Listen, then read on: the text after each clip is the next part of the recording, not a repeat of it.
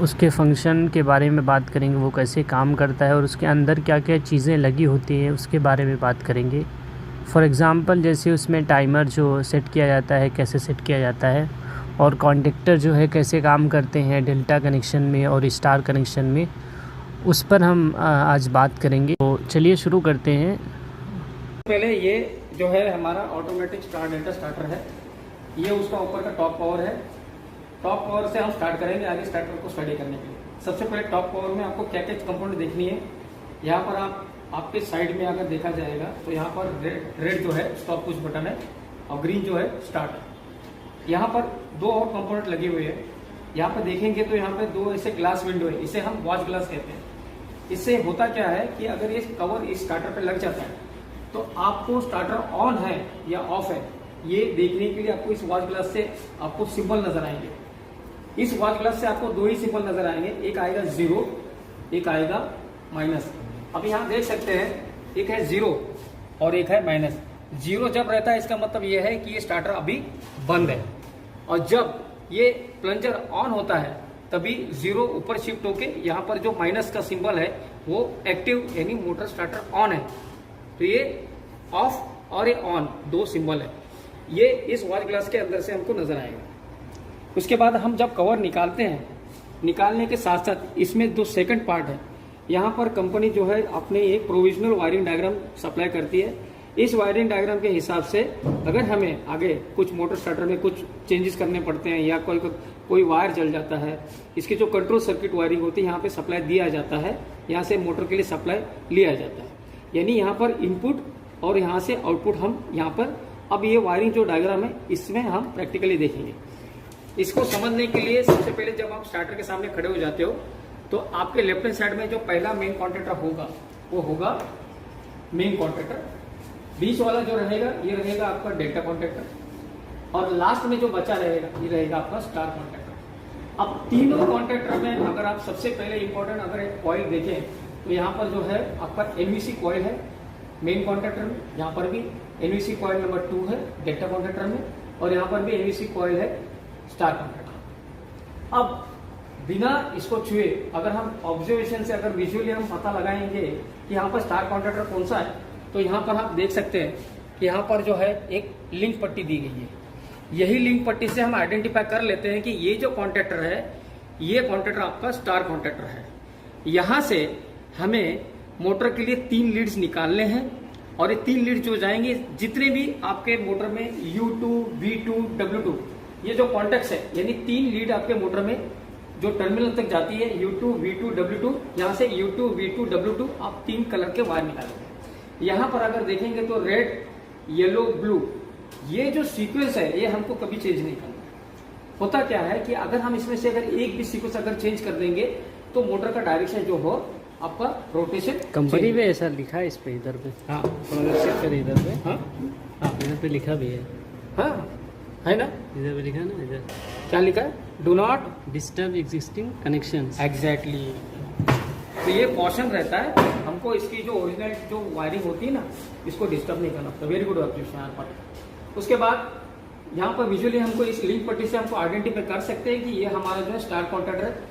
Examination में interview में अगर आपको पूछा जाए कि भाई ये स्टार्टर में से आपका स्टार कॉन्ट्रैक्टर कौन सा है, तो डेल्टा कॉन्ट्रैक्टर कौन सा है और मेन कॉन्ट्रैक्टर कौन सा है, आप इजीली इसको अगर बता सकते हैं तो आप देख सकते हैं लिंक पट्टी पे आप बता सकते हैं इंटरव्यू को या पेपर में आप बता सकते हैं कि ये जो है ये आपका स्टार कॉन्ट्रैक्टर है। ये जो स्टार कॉन्ट्रैक्टर है ये और ये यानी मेन कॉन्ट्रैक्टर, जब हम यहाँ पर जो स्टार्ट पुश बटन है जब ऑन करते हैं, जब ऑन करते हैं तब मेन कॉन्ट्रैक्टर और स्टार कॉन्ट्रैक्टर ये दोनों अभी ऑन है।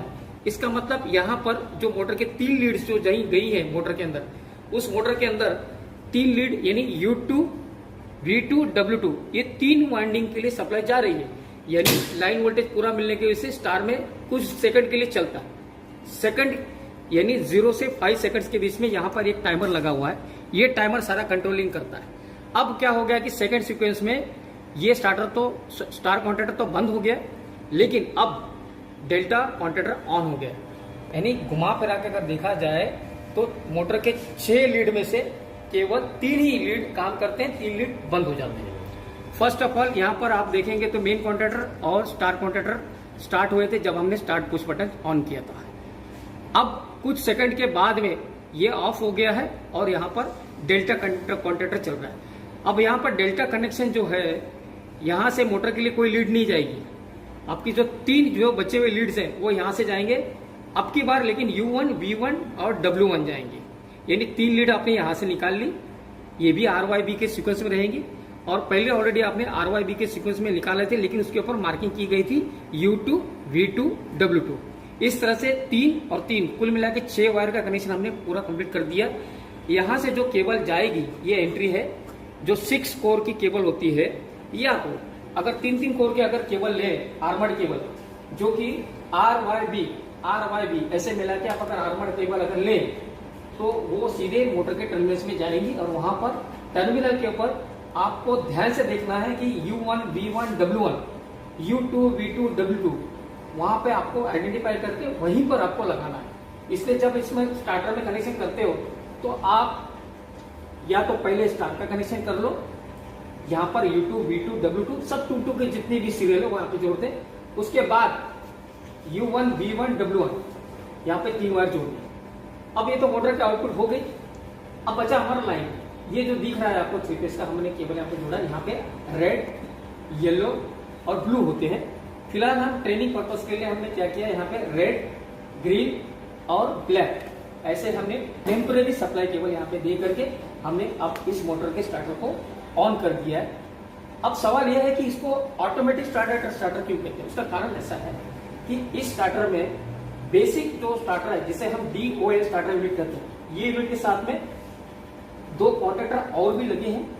ये कॉन्टैक्टर में अगर आप देखें तो ये जो हिस्सा है इसमें नहीं है, क्योंकि ये मेन कॉन्टैक्ट होने की वजह से इसमें ये जो हिस्सा है इसे कहते हैं रिले। यहाँ पर रिले की आवश्यकता नहीं है, यहाँ पर रिले की आवश्यकता नहीं है, क्योंकि ये ओनली कॉन्टैक्टर्स है। इनका काम है मोटर को एक बार स्टार में चलाना तो एक बार डेल्टा में चलाना। इस तरह से अगर हम देखा जाए तो कॉन्ट्रैक्टर का पूरा इंटरनल वायरिंग सप्लाई कंपनी करके देती है। मैन्युफैक्चरिंग यूनिट इसको कंप्लीट करके यहाँ पर हमको डायरेक्शन भी दे देती है कि कौन से टर्मिनल आपको क्या क्या लगाने हैं। तो इसको जब भी आप खोलो तो कंपनी की सप्लाई जो रहती है डायग्राम उसको फॉलो करना जरूरी होता है। सेकंड थिंग, हमारा क्वेश्चन ये है कि कौन सा ऐसा कंपोनेंट इस स्टार्टर में लगा है जिसकी वजह से इस ऑटोमेटिक स्टार डेल्टा को हम ऑटोमेटिक कहते हैं। यहाँ पर अगर आप देखें कॉर्नर में यहाँ पर एक छोटा सा डिवाइस लगा है जिसे हम कहते हैं स्टार टाइमर। इस टाइमर का अगर हम देखें तो इसका काम होता है कि 0 से 0.1 सेकंड से लेकर के 0.5 सेकंड के बीच में कुछ देर के लिए मोटर के स्टार में रन कराना।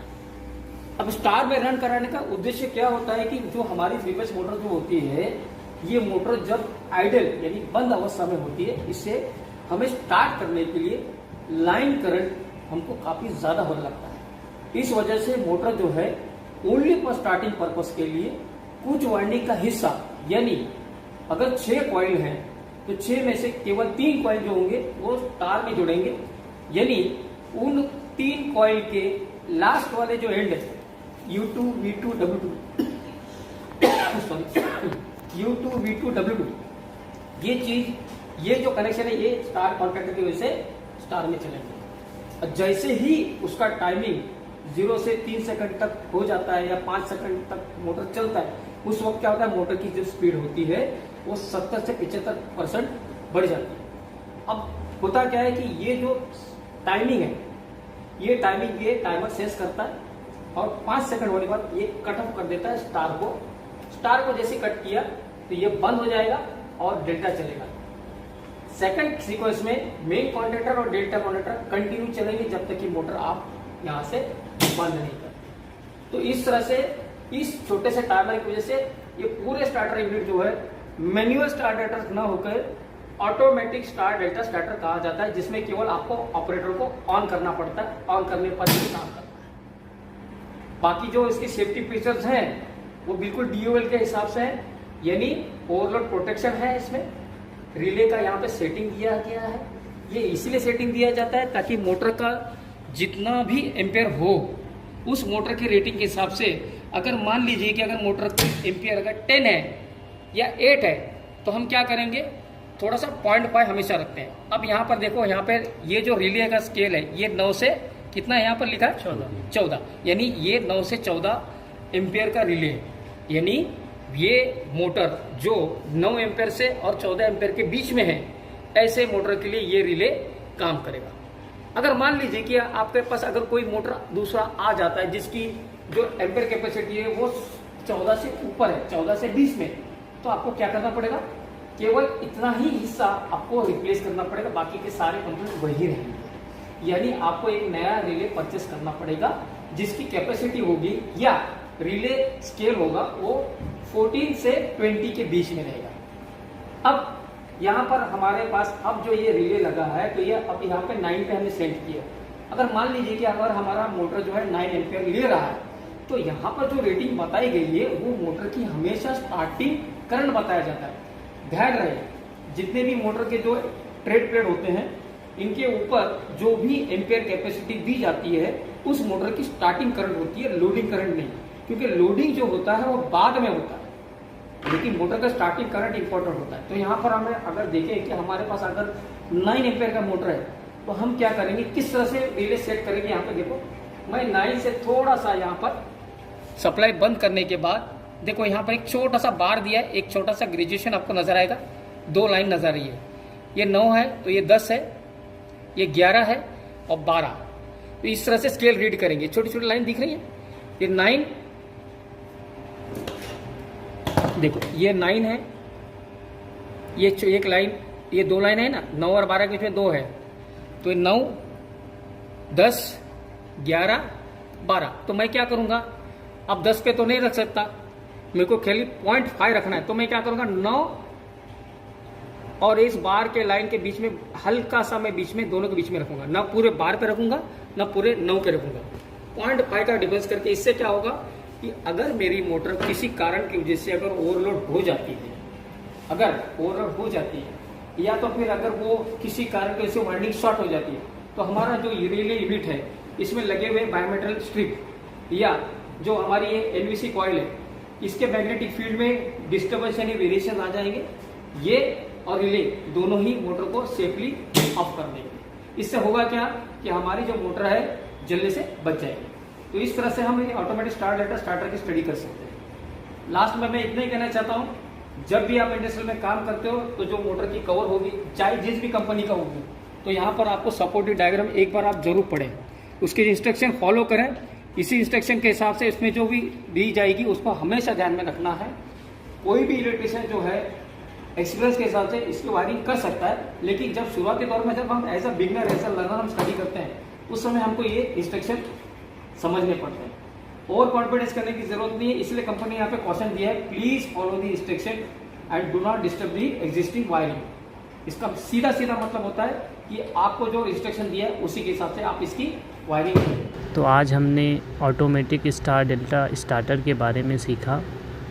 उम्मीद है आपको ये वीडियो पसंद आया होगा और इस वीडियो के माध्यम से आपको स्टार्टर के बारे में बहुत कुछ जानकारी मिली होगी, उसके बेसिक फंक्शन, वो कैसे काम करता है, उसके अंदर के जो कंपोनेंट हैं उसके अंदर लगे वो कैसे काम करते हैं, रिलेज़ का टाइमर कब और कैसे सेट किया जाता है, इसके बारे में आपको जानकारी हो गई होगी।